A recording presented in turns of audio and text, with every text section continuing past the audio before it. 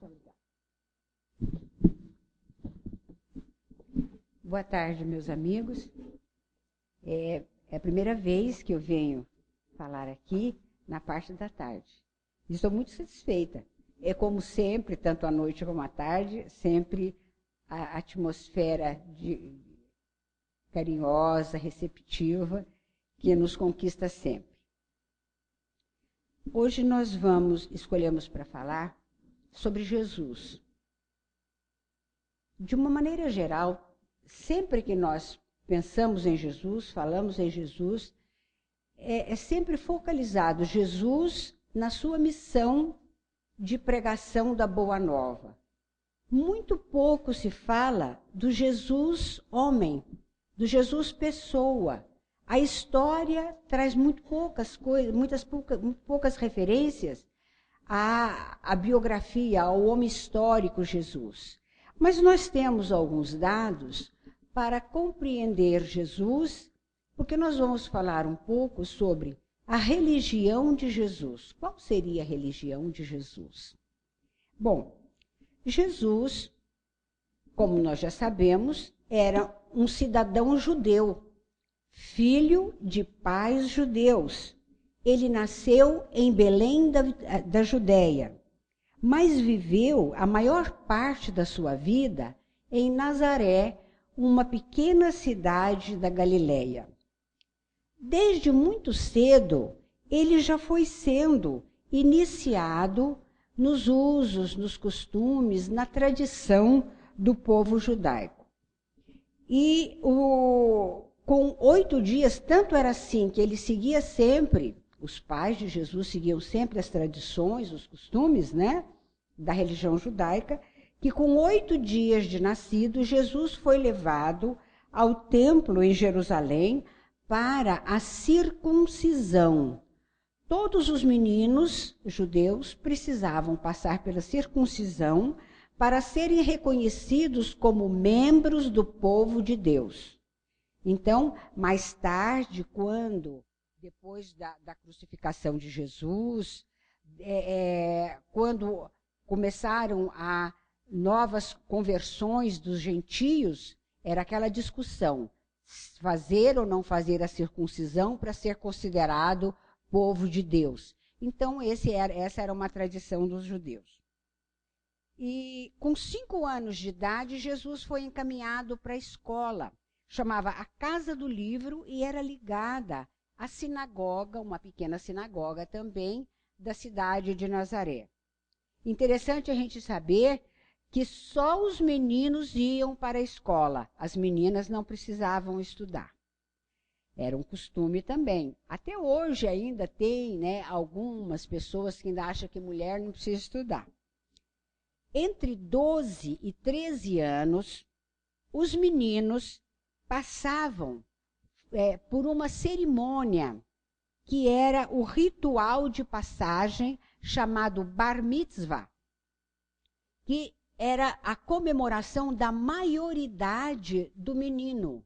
E Jesus, então, foi com seus pais para Jerusalém, para o seu ritual de passagem, confirmando a sua maioridade, e ele ficou com os pais em Jerusalém por 3 dias durante a Páscoa. E é nesta época do Bar Mitzvah de Jesus que relata no Evangelho, Mateus e outros evangelizadores relatam que ele foi encontrado conversando com os doutores no templo. Por quê? Os doutores se dispuseram a discutir com Jesus a religião, os ensinamentos de Moisés, né, a lei, porque Jesus já era considerado maior. Se Jesus não tivesse considerado a maioridade, eles não se dignavam a conversar com uma criança. Veja como é a tradição. Entre 12 e 13 anos já era considerado maior de idade. Então, a religião, por tudo isso que nós falamos, a gente vê que a religião de Jesus era o judaísmo. Ele, como filho de judeus, também judeus, seguia essa religião, o judaísmo, que era a religião oficial do seu povo, e cumpria os principais mandamentos e rituais da sua igreja. O judaísmo foi fundado, só um dado histórico para a gente, como uma curiosidade, surgiu 2.100 anos antes da vinda de Jesus, antes de Cristo. E foi o primeiro culto monoteísta, o primeiro povo a acreditar no Deus único. Todos os outros povos eram politeístas. Tinha a porção de deuses, Deus para cada coisa. Só o povo hebreu, como era chamado naquela época, é que instituiu o primeiro culto monoteísta de um único Deus. Por tradição também, pela tradição judaica, todo filho primogênito, e Jesus era o primogênito, o primeiro filho de Maria e José, todo primogênito, na ausência, na falta do pai, ele precisava assumir a direção da família, os compromissos com a família. E ao assumir essa direção da família, na ausência do pai, na falta do pai, o primogênito tinha que dar conta da manutenção da família, da proteção, das orientações e da educação. E Jesus, porque José faleceu antes de Jesus começar a sua missão, e Jesus então assumiu todo esse encargo com a família. E só depois dele ter encaminhado, casado os seus irmãos, as suas irmãs, dar toda a proteção à sua mãe, foi que ele pôde se dedicar ao cumprimento da sua missão. E por determinação das tradições judaicas, o homem que fosse se dedicar a pregar a lei, a religião, só podia fazer isso depois dos 30 anos e depois de toda a família amparada. Jesus atendeu a essa tradição e começou a sua missão aos 30 anos de idade. E qual era o objetivo principal, a espinha dorsal da missão de Jesus? Qual era a coisa mais importante que Jesus veio para trazer para nós?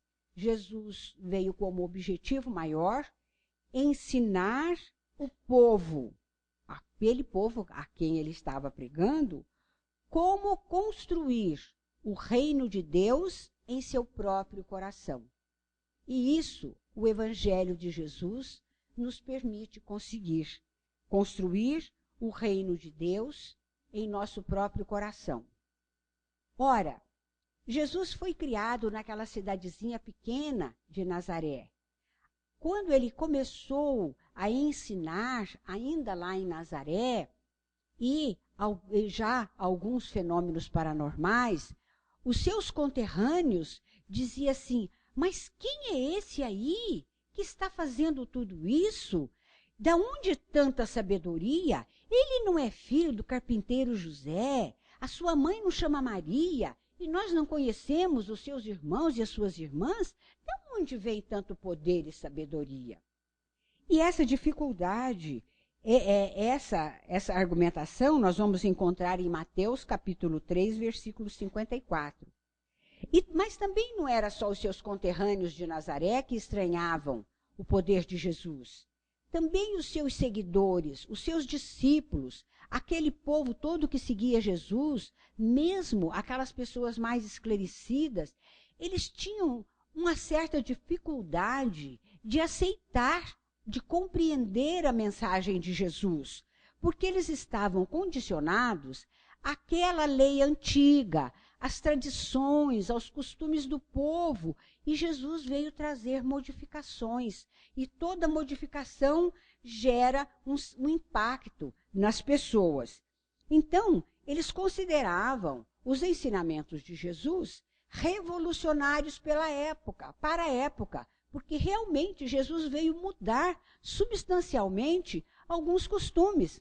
Nós já vamos ver. Tanto era assim que eles tinham esse receio que Jesus precisou afirmar várias vezes: eu não vim destruir a lei e nem os profetas, mas dar-lhes cumprimento.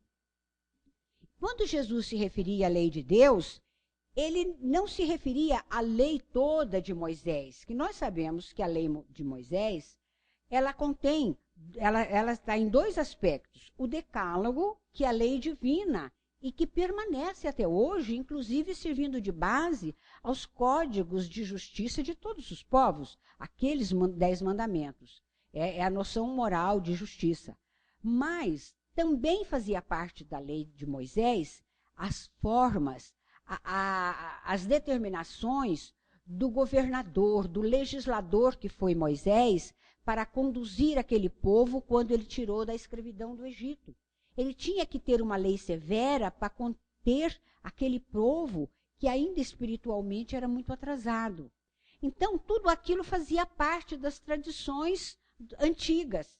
E Jesus veio trazer modificações, e o povo tinha uma certa dificuldade de aceitar. Porque Jesus pegava aqueles ensinamentos, geralmente um dos mandamentos do Decálogo, e completava com alguma coisa, ressaltando, revelando o significado espiritual daquele mandamento. E também mostrando uma forma de aplicar aquele ensinamento ao nosso comportamento no dia a dia, ao nosso relacionamento social. Então, é assim que ele diz, ouviste... Não, aí Jesus, então, num mandamento que diz lá, ouviste que foi dito, olho por olho, dente por dente. Eu, porém, vos digo, quem te bater numa face, oferece a outra. Jesus estava ensinando a tolerância, a não violência. Dá o que te pede e não volte as costas a quem queira que emprestes. Ele estava falando da solidariedade, da prática da caridade. Quando Pedro perguntou quantas vezes eu devo perdoar meu irmão que errou contra mim, 7 vezes? Não, Pedro, respondeu Jesus, 70 vezes 7. Isto é, o perdão incondicional. Assim como nós esperamos o perdão divino, as nossas constantes faltas, a repetição dos mesmos erros, e nós estamos esperando da misericórdia divina o perdão dos nossos erros e nova oportunidade. Assim, o Evangelho de Jesus é a religião do amor. O Evangelho de Jesus é centrado no amor. É o sentimento principal de toda a vida de Jesus e a base de todos os seus ensinamentos. Adepto do judaísmo, ele resume toda a lei antiga, tudo o que disseram os profetas, numa única prescrição: amar a Deus sobre todas as coisas e ao próximo como a si mesmo. E aí, tem um mandamento que diz, ouviste que foi dito, quando ele passa a explicar melhor os mandamentos. Ouviste que foi dito aos antigos, amarás o teu próximo e odiarás o teu inimigo. Eu, porém, vos digo, amai os vossos inimigos, orai pelos que vos perseguem, para que vos torneis filho do vosso Pai Celeste, que faz nascer o sol sobre os maus e os bons, os justos e os injustos. Era o amor incondicional de Deus. E aí, Jesus nos dá o Deus sede perfeitos, como perfeito é vosso Pai, para nós seguirmos então este amor maior. Ora, por que os judeus diziam isso? Amai o vosso próximo e odiais o vosso inimigo. Ora, Deus não é o criador de tudo que existe? Mas eles acreditavam que Deus era o Deus deles. Eles eram o povo escolhido, era o Deus dos judeus. E Jesus veio nos mostrar que Deus é um só, é o Criador de tudo e é o Pai de toda a humanidade, do povo judeu e de todos os povos considerados gentios, bárbaros, considerados pelos judeus. Então não tinha essa de odiar o inimigo. O inimigo era tão irmão nosso, não é, deles, quanto o outro judeu. porque Deus era o pai de todo mundo. Essa foi uma grande modificação e que eles, pela tradição, tinham dificuldade de aceitar aquilo. Como que eu vou amar o meu inimigo? Como que eu vou aceitar que o meu Deus é Deus dele também? Não é? E Jesus foi aos poucos conquistando. Amar foi sempre a recomendação de Jesus aos seus discípulos e também a sua marca. Tanto que, certa vez, ele disse: um novo mandamento eu vos dou. Amai-vos uns aos outros, como eu vos amei. Não era para amar de qualquer jeito, amar como mandava a tradição, amar como Jesus amou, incondicionalmente, sem discriminação. Amar o pobre ou o rico, o branco ou o preto, ou o asiático, amar o amigo ou o inimigo, amar como Jesus amava, sem condição, amar. Porque todos eram filhos do mesmo Pai. Se vós vos amardes desta forma, nisto reconhecereis os demais que sois meus discípulos. Olha que lindo, o amor era a marca de Jesus. Quem fosse capaz de amar com esse desprendimento, não é? Sem barreiras, amar até o próprio inimigo, esse tinha a marca de Jesus. Esse era realmente discípulo de Jesus, não aquele que ia acompanhando o mestre nas suas peregrinações e que batia no peito e dizia: eu sou discípulo deste novo profeta, mas aquele que seguia o seu exemplo, seguia os seus ensinamentos. Jesus tinha uma grande compaixão, fruto do seu amor sem limites. Jesus tinha uma grande compaixão pelos sofredores e pelos marginalizados. Todo mundo que era marginalizado, sofredor, de uma forma ou de outra, todo mundo sofre. Doentes ou não doentes, doentes do corpo, doentes da alma, que são as pessoas ignorantes do bem, os obsediados, os marginalizados, os pobres, as mulheres de má vida, né? Eram desprezadas. Então, os estrangeiros, todos eles, todas as pessoas que de alguma forma eram marginalizadas, os judeus julgavam que eram seres impuros e que deveriam ser evitados. Pobre, doente, marginalizado tinha que ser evitado, porque senão eles maculavam a sua pureza. Aí eles tinham que fazer os rituais de purificação, porque os judeus daquele tempo gostavam muito das práticas exteriores. O coração, como disse uma vez Jesus, os judeus era como sepulcro caiado. Por fora estava limpinho, mas por dentro estava cheio de iniquidades, cheio de erros, cheio de contradições, cheio de falta de amor, não é? Então, assim como os judeus, para não se contaminarem na proximidade dos pobres, dos doentes, dos marginalizados, evitava. Ninguém se achegava com eles para não se contaminar. Jesus, ao contrário, ele acolhia todo mundo, ele curava as pessoas, ele tocava os doentes, ele libertava os obsidiados. Então, era um amor sem limite. Tanto assim que ele fez aquele doce convite do Cristo Consolador, daquele capítulo do Evangelho, o Cristo Consolador, quando ele disse: vinde a mim, todos vós que estáis aflitos e sobrecarregados, e eu vos aliviarei. Essa era a promessa, esse era o convite: vinde a mim. Era a ajuda possível, e eu vos aliviarei. Vinde a mim e eu vos aliviarei. O convite e a ajuda. Mas aí ele dava uma condição: e aprendei comigo, que sou brando e humilde de coração.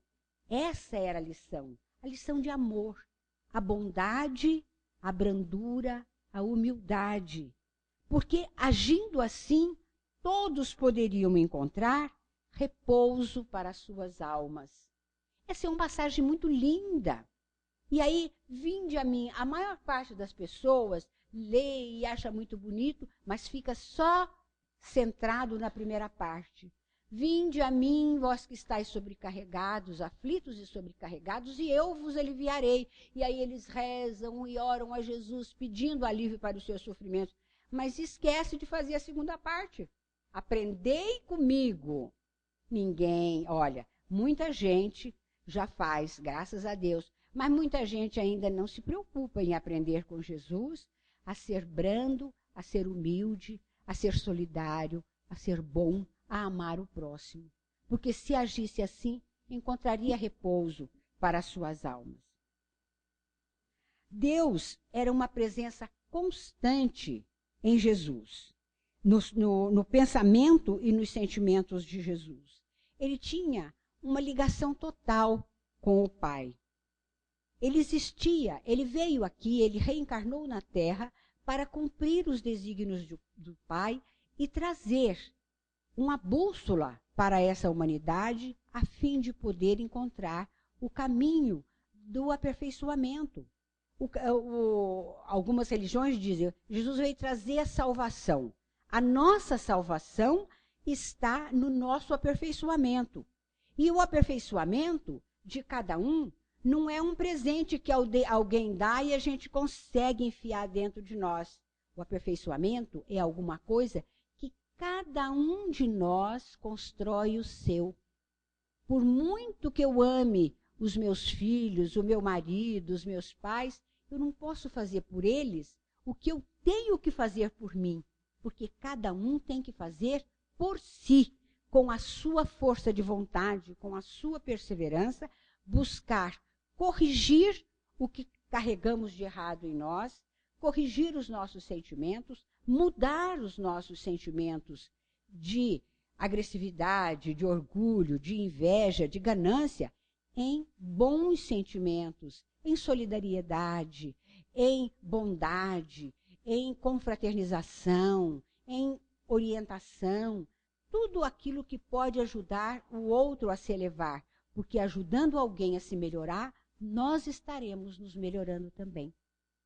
Mas, quando Jesus falou do amor, amai-vos uns aos outros como eu vos amei, as pessoas ficam presas no mandamento, amar a Deus sobre todas as coisas e ao próximo como a vós mesmo. Que Jesus disse? Amai o vosso próximo como a vós mesmos. Então, eu tenho que, antes de amar o meu próximo, eu tenho que me amar? Isso não é egoísmo? Na forma como Jesus disse, não. Eu preciso me amar para me tornar bom. Eu preciso me amar para ter força para me corrigir. E quando eu me corrigir, eu vou ter condição de amar o meu próximo como ele precisa ser amado. Com a dedicação, com as orientações, com os bons conselhos que eu consegui ao me amar e me corrigir. E aí eu vou poder bem amar o meu próximo. Então, nós estamos falando da ligação de Jesus com o Pai. E Jesus compreendia e ensinava que a oração é uma necessidade essencial do nosso espírito.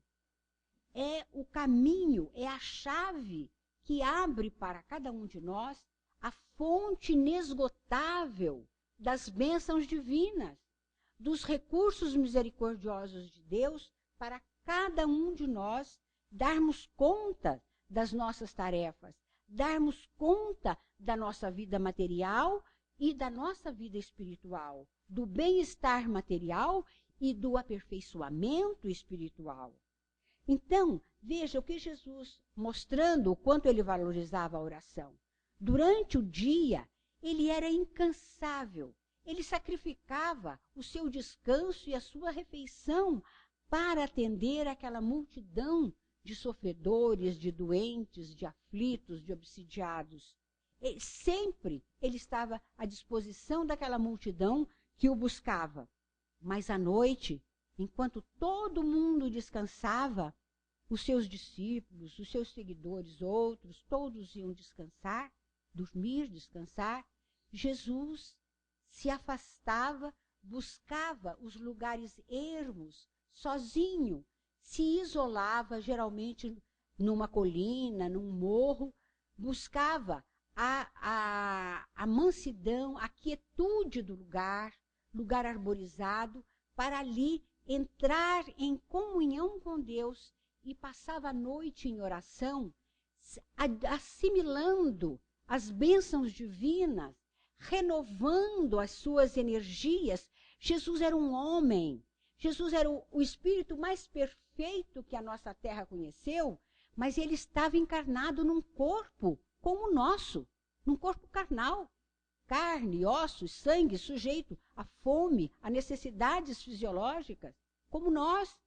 E Jesus precisava recompor as suas energias físicas e a sua imensa bagagem espiritual com as bênçãos que o Pai lhe concedia, e essa busca, não é? Esse encontro com a fonte maior, quando ele fazia as suas orações na solitude da noite. E aí, ali ele passava a noite em oração, cumprindo, buscando aquelas condições. Então, ele era conhecedor das imensas possibilidades da oração. Tanto que ele recomendou: pedi e vos será dado. Buscai e achareis. Batei e abrir-se-vos-á. Veja, pedi e vos será dado. Então, todo mundo, bom, então eu vou pedir, eu peço sempre, sempre. A maior parte das nossas orações, elas se expressam em pedidos. Nós fazemos muito pouca oração de agradecimento e de louvor. Nós sabemos muito bem pedir a toda hora. Pedir por nós, pedir por saúde, pedir por facilidades de emprego, pedir para socorrer a gente numa dificuldade qualquer, pedir para ajudar nosso filho, pedir para proteger uma outra pessoa, um amigo. Nós estamos pedindo.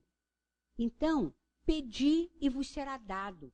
Tudo o que pedirdes, numa outra ocasião, Jesus disse, tudo o que pedirdes ao Pai, em meu nome, Ele vos dará. E aí tem gente que fala, pois é, Jesus falou isso, mas não é bem assim não, porque eu peço, mas eu não recebo o que eu peço. Mas acontece que ele deixa de olhar para dentro de si mesmo e ver o que é que ele está pedindo. Nós ainda não sabemos pedir. Nós pedimos o que nós achamos que é bom. Na nossa ignorância ainda, no nosso atraso espiritual, nós pedimos aquilo que a gente pensa que é bom para nós. Deus atende os nossos pedidos. Deus nos socorre sempre, mas da forma que a sua sabedoria e o seu infinito amor sabe que nós precisamos.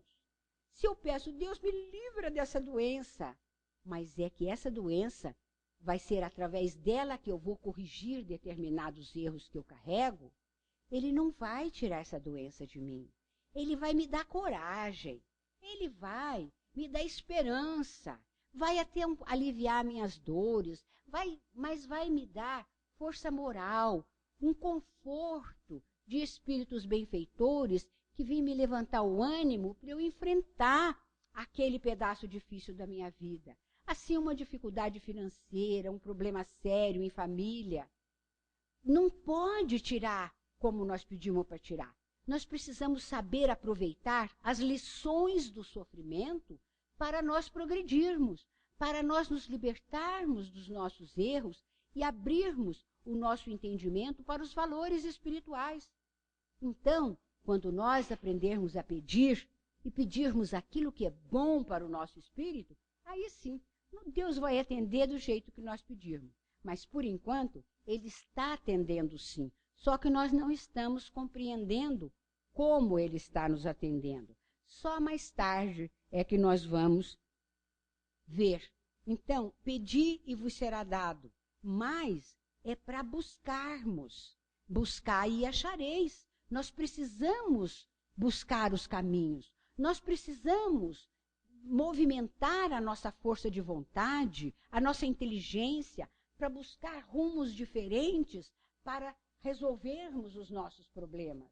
Então, nós estamos buscando e batendo as portas das oportunidades para que essa oportunidade se abra para o nosso desejo e a nossa vontade nos leve a aproveitar aquilo de bom que aquela oportunidade nos traz e resolvermos, através dessa, daquela ou de outra, diferentes oportunidades que o Pai nos concede durante a nossa vida. Pedi, buscai e batei. Então, nós vamos pedir, isso nós sabemos fazer sempre.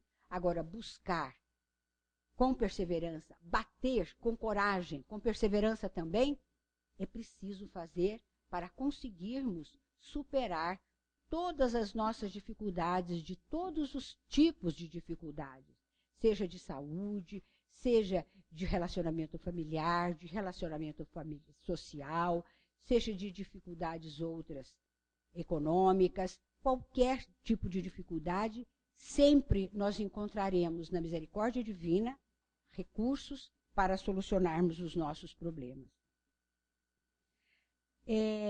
Jesus era o infinito amor e misericórdia.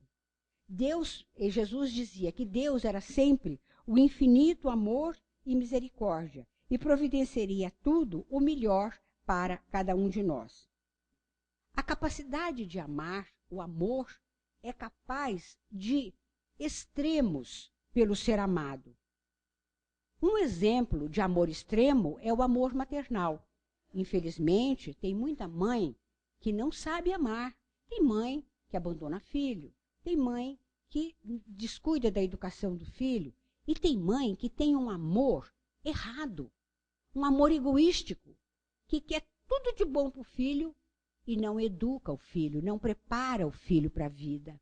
Mas aquela mãe que tem um amor responsável, que acima de tudo compreende que aquela criança é, antes de ser seu filho, é filho de Deus, que tem os mesmos direitos de todos, de cada um, né, de todos nós. Então, ela vai se dedicar ao extremo por esse filho, a ponto de, muitas vezes, oferecer a sua vida em salvação à vida do filho, se arriscar para salvar o filho. Então, Jesus dizia, ninguém tem mais amor do que este, dar a alguém a vida pelos seus amigos, pelo ser amado. Seus amigos, seu filho, seja quem for. Então, e Jesus deu esse exemplo. Assim como a mãe arrisca sua vida para dar à luz a um filho, muitas vezes num parto dificílimo, ela arrisca a vida para dar à luz ao filho, dar a vida ao filho. Jesus ele ofereceu a sua vida para que os seus discípulos, os seus seguidores, pudessem acreditar naquilo que ele ensinava. Ele enfrentou as injustiças com humildade, para que eles acreditassem que a humildade é necessária para a prática do amor. Ele foi com perseverança, seguiu toda aquela via crucis, além da sua vida de dedicação, ele ainda, naquele momento extremo da crucificação, ele seguiu com humildade, resistindo aos flagelos, sem nenhum queixume, sem nenhuma revolta. E ele deu a vida e até o fim ele ensinou a humildade, a tolerância e o perdão. E ele ofereceu, no momento de dor maior, que era no momento em que ele foi crucificado, pregado naquele madeiro, ele sentiu, por aqueles algozes que o estava flagelando, o que ele sentiu não foi mágoa, nem revolta, nem rancor. Ele sentiu uma piedade, uma misericórdia imensa por aquelas pessoas que sentiam prazer em vê-lo pregado na cruz. Porque Jesus tinha consciência, compreendia a enormidade do crime que aquelas pessoas estavam praticando, não apenas contra a pessoa dele, Jesus, mas contra a lei divina do amor. Ele que veio ensinar o amor, ele foi sacrificado daquela forma tão dolorosa, tão injusta, ele que era a bondade personificada, quebrando, afrontando a lei divina do amor. Então, mais do que uma agressão a Jesus, o profeta Jesus, o missionário Jesus, era uma agressão à lei do amor criada por Deus, determinada por Deus.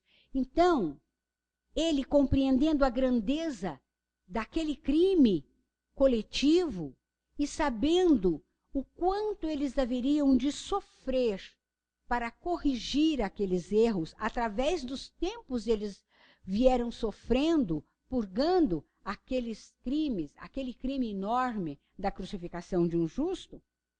Então ele pede, na grandeza do seu coração, ele não diz, eu perdoo, eu vos perdoo. Ele só diz, Pai. Ele pede a Deus por seus algozes. Pai, perdoai-lhes, porque eles não sabem o que fazem. Jesus não via neles maldade. Jesus via neles a ignorância do bem. O erro, sim. O mal, sim. A má ação. Mas eles não eram maus na essência. Eles foram criados por Deus. O mal não é uma criação de Deus. O mal é a ausência do bem. Então, eles estavam praticando aquelas maldades por desconhecimento do bem. E Jesus se apiedou deles, teve misericórdia deles, em vez de revolta, e pediu a Deus que os perdoasse. Então, veja, o imenso sacrifício de Jesus não foi em vão. Lá naquele tempo, e depois por alguns séculos ainda, quando os cristãos eram sacrificados, mortos, estraçalhados por feras, queimados, besuntados de piche, iluminando as festas romanas, aquelas coisas bárbaras que a história nos conta, quando tudo isso acontecia, parecia que Jesus tinha vindo inutilmente. Mas não, a semente divina do Evangelho de Jesus, do amor que Jesus veio pregar, encontrou ressonância na sementinha, no germezinho de amor que Deus colocou no íntimo de cada um de nós quando nos criou seres espirituais. Ele colocou em nós todos os dons necessários ao nosso aperfeiçoamento e o mais importante deles é a capacidade de amar. E esse amor que Jesus nos trouxe veio estimular esse germezinho de amor e muito lentamente a nossa humanidade terrena vem evoluindo. Se nós compararmos o procedimento social, o amparo social que se tem nos dias de hoje para todas as dificuldades, mesmo das pessoas mais carentes, comparando com antigamente, nós vamos ver a grande diferença, um passo significativo na evolução moral da humanidade. Mas ainda estamos muito, muito longe da perfeição, do amai-vos como eu vos amei. Então, nós precisamos continuar lutando, nós precisamos continuar nos esforçando para vivermos a mensagem de amor e paz que Jesus nos pregou. Porque, veja, quando essa mensagem de Jesus puder encontrar dentro de cada um de nós a ressonância necessária, a identificação, então, praticamente, todos nós estaremos vivenciando essa mensagem de amor. As lições de amor de Jesus estão em todas as religiões cristãs. Mas estão também na grande maioria das religiões não cristãs. Essa mensagem de amor e de paz de Jesus está presente também nas religiões não cristãs. E um dia, quando o amor realmente desabrochar em nós, vai transformar, esse amor vai transformar a humanidade terrena num só rebanho, guiado por um pastor, chamado amor. Com essa mensagem de Jesus, eu desejo a vocês um novo tempo. Esse ano de 2014 é o nosso novo tempo. Que Deus nos abençoe e nos conceda saúde para que, e muitas oportunidades, que Ele nos dê saúde, nos dê equilíbrio e lucidez, para que saibamos observar, compreender e direcionar a nossa vontade para bem aproveitarmos as muitas oportunidades que Ele vai nos dar em todo esse novo tempo, que ainda são 355 dias, já vivemos 10, né? 355 dias de novas oportunidades. Então vamos procurar compreender essas oportunidades, aproveitar para, pelo nosso esforço, pela nossa boa vontade, construirmos a nossa alegria, a nossa felicidade, o nosso bem-estar e assim construirmos um tempo de paz e harmonia para o nosso país e para toda a humanidade. Muita paz para todos.